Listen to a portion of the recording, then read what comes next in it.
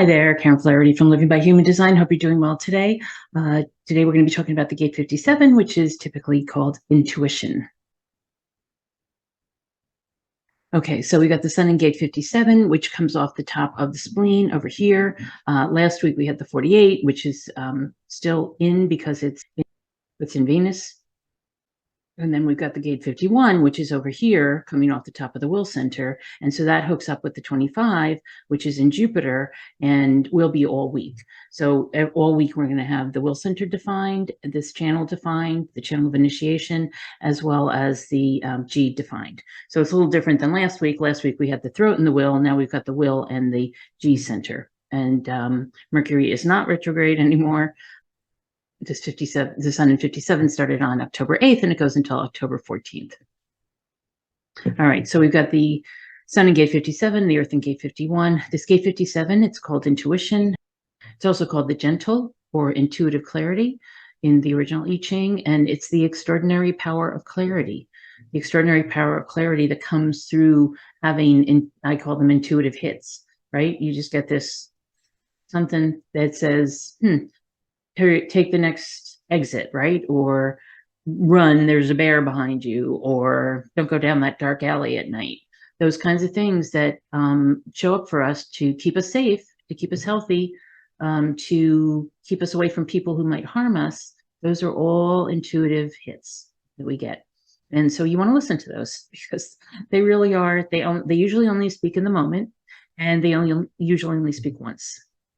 And so that's why you want to pay attention, because they don't come again. Whereas, if you're somebody who listens to your gut, the gut reaction can happen multiple times. The intuitive hits, not so much. It's usually just once and done. The incarnation crosses this week are the cross of penetration, intuition, and the clarion.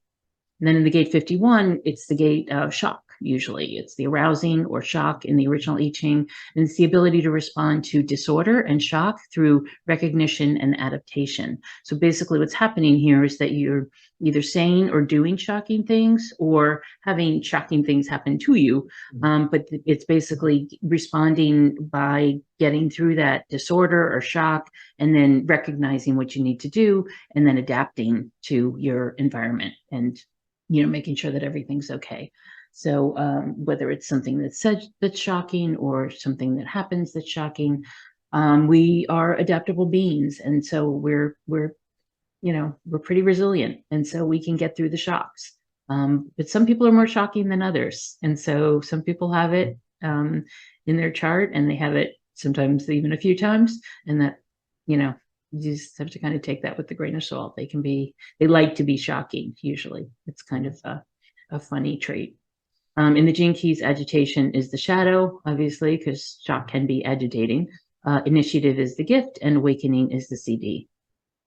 So in this graphic, Richard says clarity is all there is.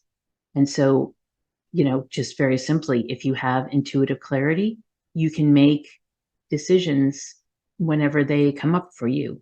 Ra would say decisions are all there is, because, we have to make so many decisions in a day, right? So many micro decisions every single day. And if you have to make the decisions, it's really nice to have the clarity. It's a nice balance, right?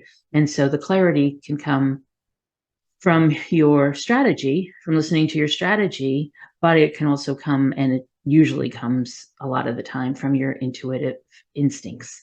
And so it's, when I ask people if they feel like they're intuitive, most people say yes. Most of the people I talk to anyway say yes. It's for the rest of us, for the rest of, the world, to get in touch with this intuitive clarity, because it can really save you. It can save you from danger, and it can save you from bad decisions, and it can save you from bad health. And so really paying attention to that intuitive force within you makes a lot of sense. So here the shadow is unease, the gift is intuition, and the CD is clarity. Because at the highest level, if you've got clarity, you've got it all. He also says every time you trust in your intuition or make a decision based on it, you raise the frequency of your whole aura.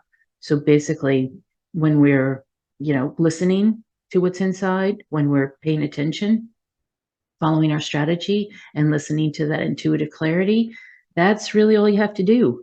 And that will raise your frequency in the aura, and help the rest of the world basically to raise their frequency as well. Because don't underestimate, when you're following your strategy and intuition and making decisions that make sense for you, everybody's watching. Lots of people are watching. And the more you can be a model by following your strategy and listening to your intuitive clarity, the better decisions you'll make, but also the better it'll kind of look to everybody else and be a model for them as well. He also says clarity is the realization that everything is linked through gentleness. And so here, the 57, I think, is also called the gentle, because it's a very, if it's a force at all, it's a very gentle force. It doesn't make you do anything, but it's in there. It's all there. It's there all the time for you to tap into. And if you choose to, it can be a very gentle guidance system that can, kind of just say, maybe you want to go this way, not that way, and things like that. So it's there to be used, and it's there to keep us safe. So this week we've got a number of, different personalities born in the Sun Gate 57. Again, these are people who are using their intuitive energies, hopefully, to, find their way. Everybody from John Lennon and his son Sean, who apparently, share are very close in their birth dates. Ben Vereen, Bella Hadid, Luciano Pavarotti, Margaret Thatcher, the former Prime Minister of England, of the UK, Sacha Baron Cohen, Thelonious Monk, Dick Gregory, Eleanor Roosevelt, Charles Walgreen, and Sigourney Weaver. And Sigourney Weaver is who I've chosen this week to take a look at. So she was born on October 8th, 1949. She was born as Susan Elizabeth Weaver, and she changed her name at the age of 14 because she didn't like being called Sue or Susie. She said, ironically, now she's called Sig and Siggy instead of Sigourney. But Sigourney is an interesting name. She found it herself in a book by F. Scott Fitzgerald. I think it was The Great Gatsby. One of the characters in The Great Gatsby was named Sigourney, and that's what she picked up. She was born in New York City. She's a generator with a 1-3 profile, actually the same as mine. And she's got the right angle cross of penetration, which is that it's like this penetrating clarity that allows her to, shine, basically. As you may know, she's an American actress. She's appeared in more than 60 films. Since 1977, and the very first one she was in was Annie Hall for only 6 seconds, but she still got noticed. And then the next one after that was Alien. So, and that was just 2 years later, in 1979. And, from there, the trajectory just took off.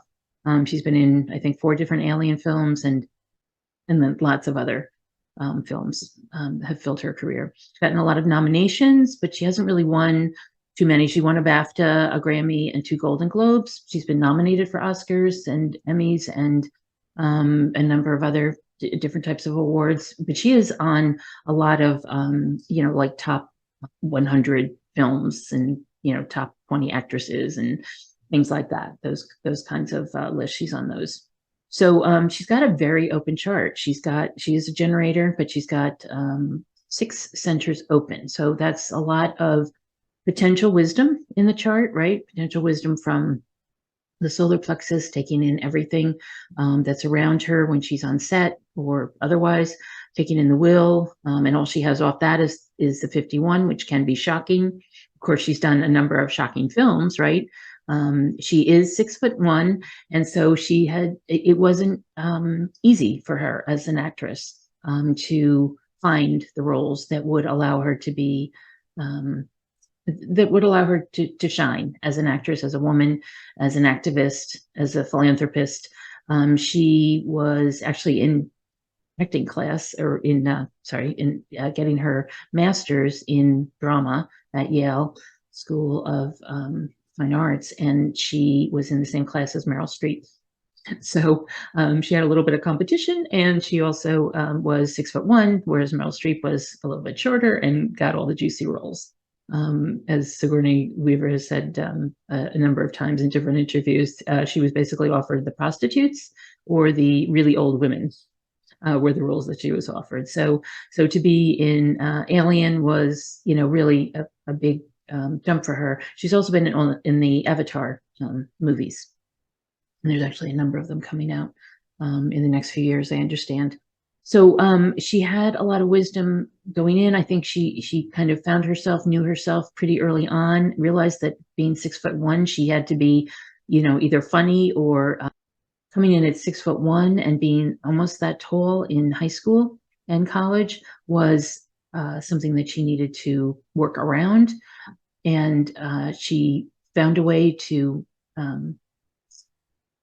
she had some teachers that were very, uplifting and honored her willingness to be independent, but she had others who didn't. When she got to Yale, she was pretty disappointed.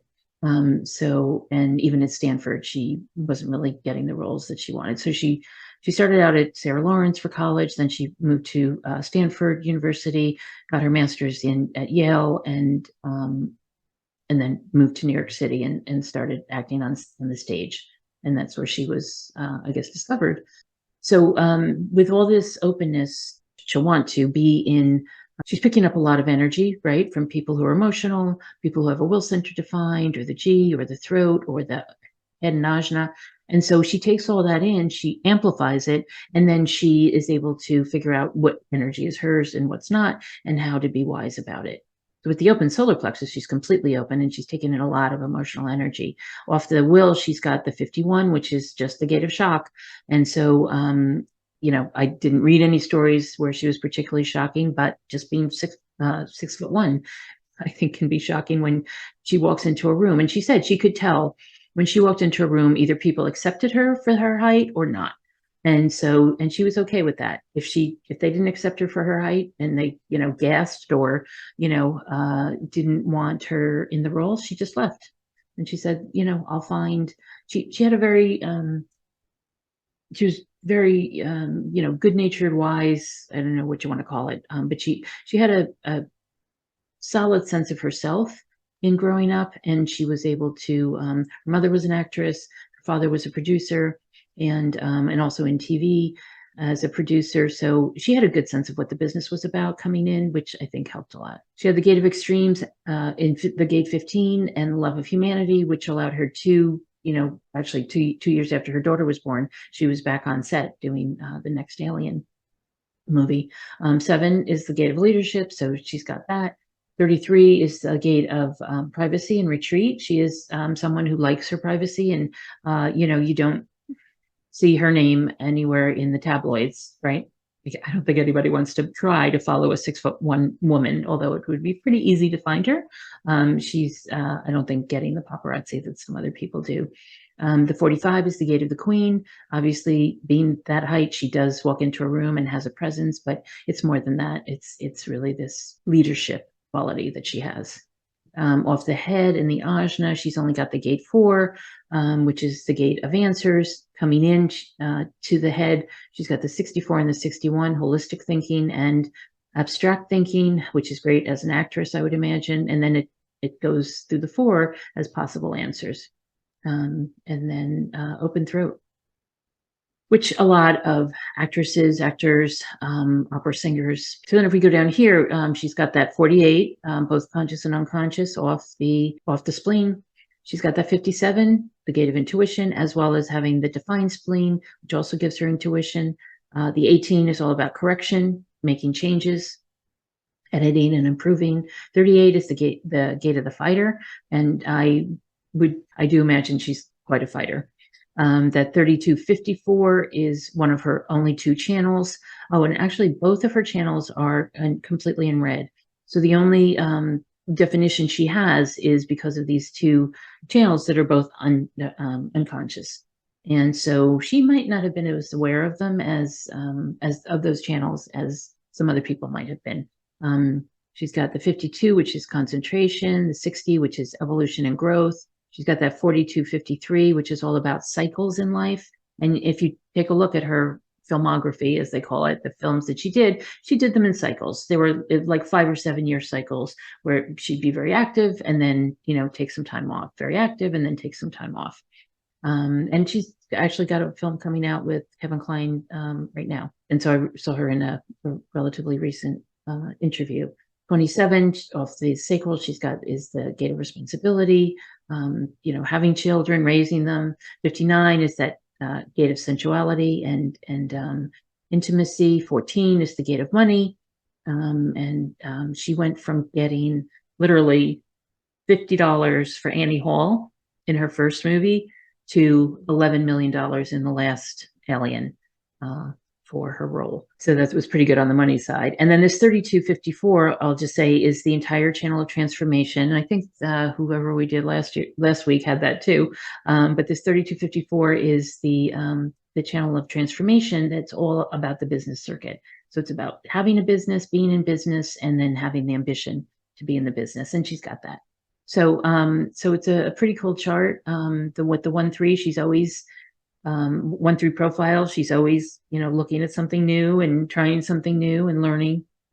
And she also has that interesting, just to notice here, the 57 and 51 are up here in the onto Sun and Earth. Then she's also got them down here in the North and South nodes. So it's kind of a repeat of what she's got.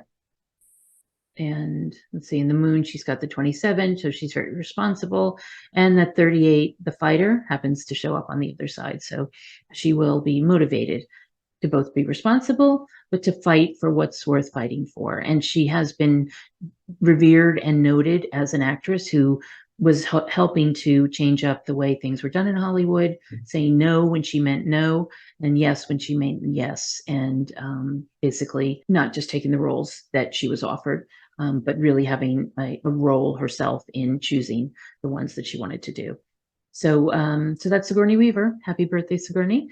And for you, I hope you have a wonderful week. Use those intuitive hits that you get and just follow them this week. See what happens. They can be very instructive. They can be very educational. They can be really helpful when it comes to a dire situation. So just watch out for those. They're pretty cool when they do come, and they always sound like somebody else's voice. It's not necessarily your tone or voice or the way you would say something. To me, they usually show up to get my attention, so that they sound a little different and so that we pay attention, So have a great week, and I will see you soon. Take care.